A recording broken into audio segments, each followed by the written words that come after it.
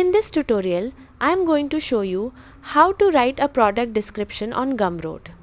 First, open Gumroad and log in to your account. After signing in, go to the product section from the left sidebar. Now you can either create a new product or edit an existing one by clicking on its name. Once the product editor opens, you'll find the description section where you can write your sales copy. This is one of the most important parts of your product page because it helps convince people to buy. Start with a strong hook that grabs attention immediately.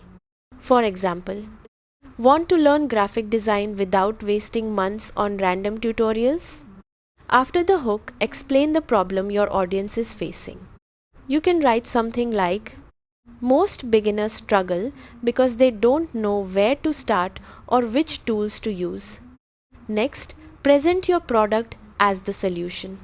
For example, this beginner-friendly course walks you step by step through everything you need to know to start designing confidently.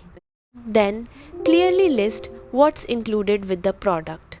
You can mention things like 10 HD video lessons, practice projects, downloadable templates, lifetime access, bonus resources. Clear value helps buyers understand exactly what they are getting.